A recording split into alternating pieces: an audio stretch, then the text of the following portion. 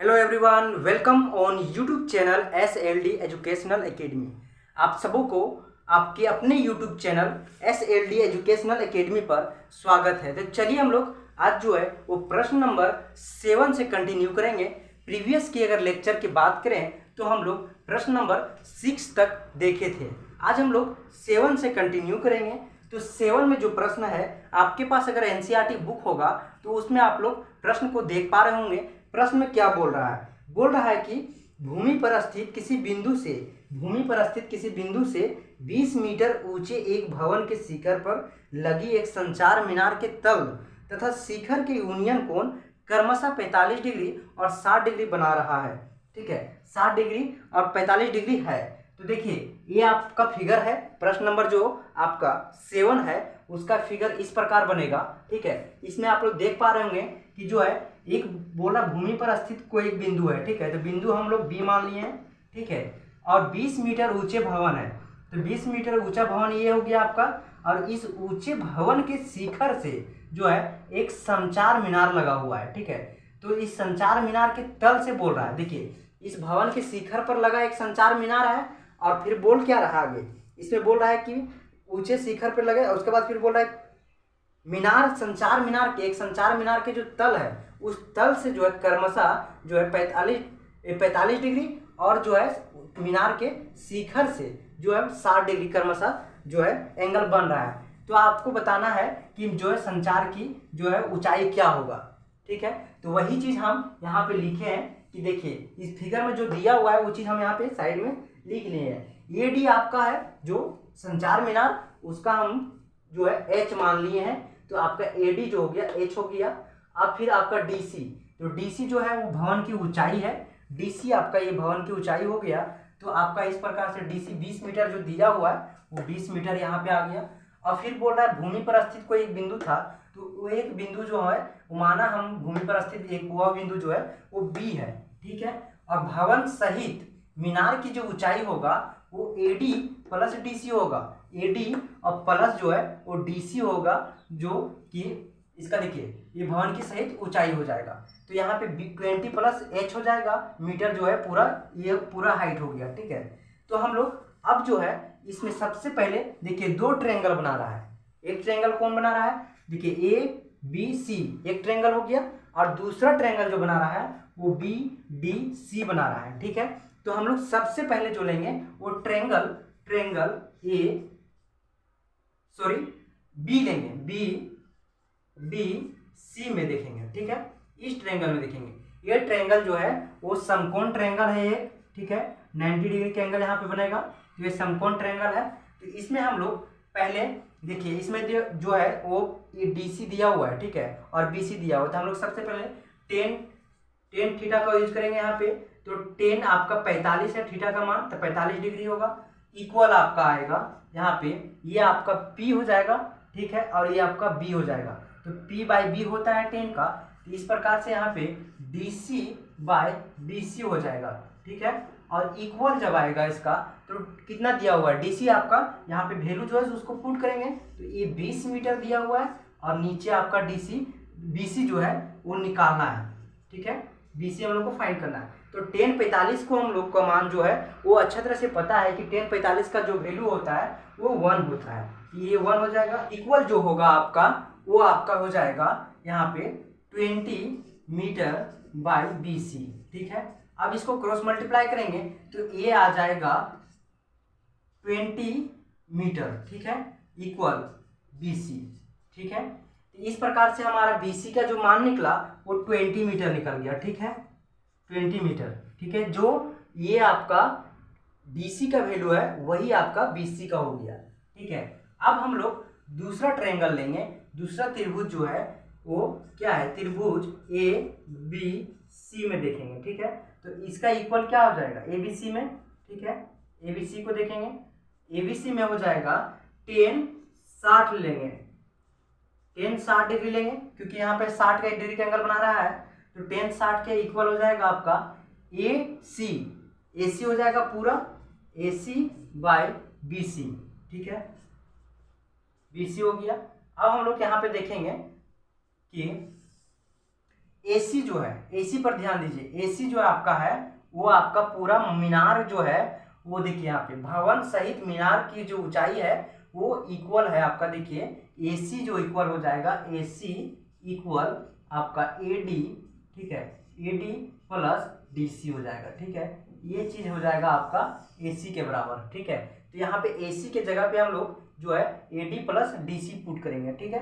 तो यहाँ पे tan 60 का मान जो होता है वो √3 होता है, तो √3 लिखेंगे, √3 इक्वल आ जाएगा आपका एसी, एसी का हम लोग यहाँ पे अभी निकाले हैं, तो एडी हो जाएगा प्लस डीसी हो जाएगा, और नीचे जो आपका आ जाएगा वो बीसी, तो बीसी का मान, बीसी यहाँ पे लिख देंगे, बीसी आ जाएगा। अब हम लोग इसको जो है वो वैल्यू पुट करेंगे, तो वैल्यू पुट करेंगे तो यहाँ पे हम लोग को क्या मिलेगा, √3 और इक्वल जो आएगा आपका, ठीक है, आपका जो इक्वल आएगा वो आपका एडी को जो देखिए एडी का मान अगर यहाँ पे हम लोग पुट करेंगे तो एच आ जाएगा, प्लस डीसी जो है वो आपका 20 हो जाएगा, 20 मीटर, और नीचे आपका बीसी भी जो है वो 20 मीटर है, ठीक है। तो इस प्रकार से ये निकल गया। अब हम लोग इसको जो है क्रॉस मल्टीप्लाई करेंगे, यहाँ पे कुछ नहीं, नीचे आपका 1 है, तो इस प्रकार से आगे देखिएगा, तो यहाँ पे आ जाएगा √3 इंटू 20 मीटर, ठीक है, इक्वल जो आएगा h प्लस 20 मीटर, ठीक है।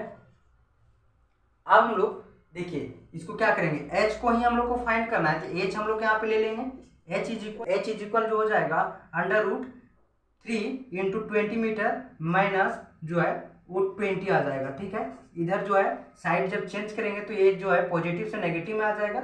अब यहाँ पे देखिए 20 मीटर, तो हम लोग यहाँ पे 20 मीटर को कॉमन में ले लेंगे, ठीक है, तो यहाँ पे आ जाएगा √3 माइनस 1, ठीक है, कुछ इस प्रकार से आ गया।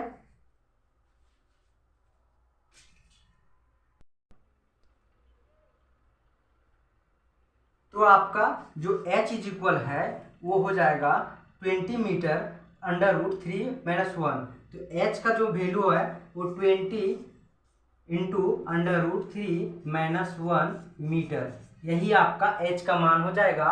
और h का मान यानी AD इज इक्वल है आपका इक्वल h, और h इज इक्वल जो है वो आपका दिया हुआ है 20 मीटर, 20 इंटू √3 माइनस 1 मीटर, ठीक है।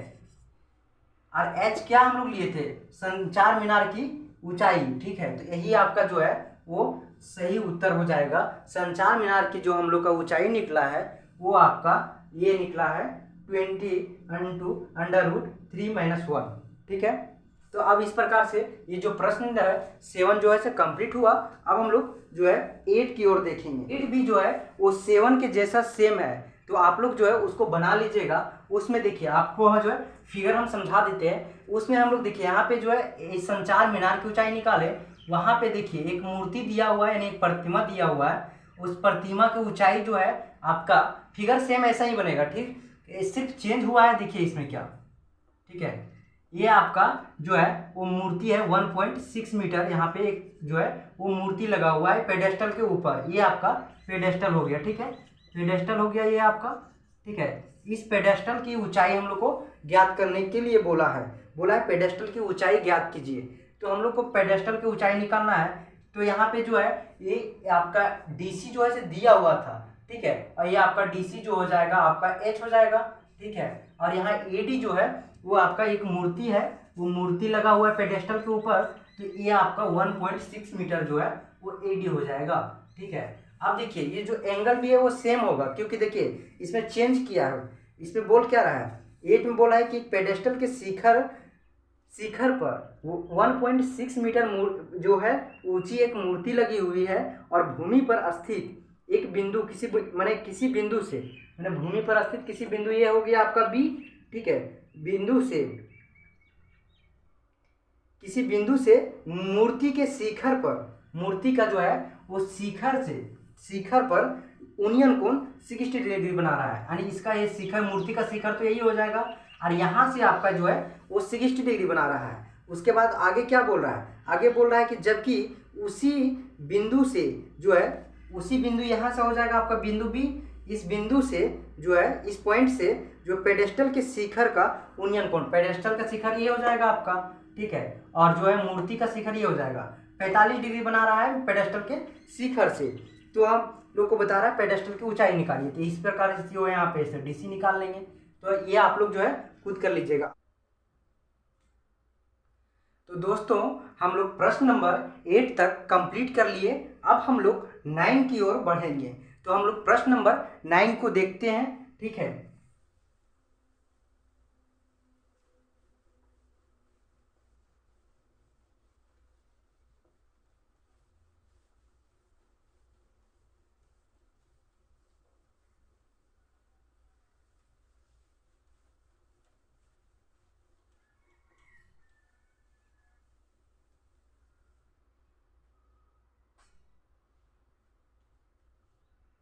तो प्रश्न नंबर 9 का फिगर कुछ इस प्रकार से बनेगा। ये जो है वो प्रश्न नंबर 9 का फिगर है, ठीक है। 9 में बोल रहा है कि किसी मीनार, ठीक है, किसी मीनार के पद बिंदु से एक भवन की शिखर का उन्नयन कोण 30 डिग्री है। यानी एक जो है एक मीनार है, ठीक है, तो मीनार का पद बिंदु से, देखिए मीनार ये आपका हो गया, ये मीनार के पद बिंदु से किसी भवन की शिखर से जो उन्नयन कोण बन रहा है वो 30 डिग्री बना रहा है, ठीक है। और उसके बाद फिर बोल रहा है आगे कि तथा भवन के पद बिंदु से जो है वो मीनार के शिखर का उन्नयन कोण 60 डिग्री बना रहा है। यानी जो ये हो गया भवन का पद बिंदु, ये हो गया मीनार का पद बिंदु, ये हो गया भवन का शिखर, ये हो गया मीनार का शिखर। तो मीनार के शिखर और भवन के पद बिंदु से 60 डिग्री ये यहाँ पे बना रहा है। तो हम लोग को जो है वो मीनार की जो है ऊंचाई दिया हुआ है 50 मीटर, ठीक है। हम लोग को इसको निकालना है, भवन की ऊंचाई निकालना है, ठीक है। तो हम लोग मान लेंगे कि जो है वो भवन की ऊंचाई जो है आपका वो h है, ठीक है। ये हम लोग को मान लेना है। उसके बाद हम लोग इसको जो है यहाँ पे 2 ट्रायंगल इसमें भी बन रहा है, ABC और दूसरा है BCD। तो एक एक करके इसमें भी हम लोग देखेंगे और जो है इस प्रकार से फिर हम लोग भवन की ऊंचाई को प्राप्त कर पाएंगे।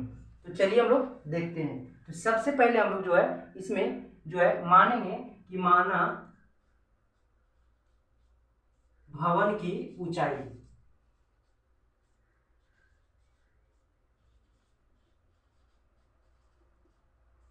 इक्वल h, ठीक है, जो कि आपका क्या है AD, यहाँ पे लिख सकते हैं DC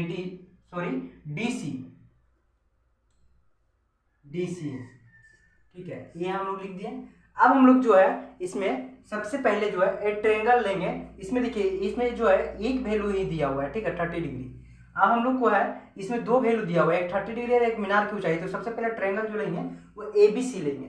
तो जो है वो त्रिभुज ABC में देखेंगे, ABC में देखेंगे, ठीक है। तो ABC में हम लोग देखेंगे तो 10 जो है वो 1060 लेंगे, 1060। यहाँ पे डिग्री जो है थीटा का मान जो है 60 दिया हुआ है, 1060 लेंगे। ये आपका हो गया, ये आपका जो है लंब हो गया, ये आपका आधार हो गया।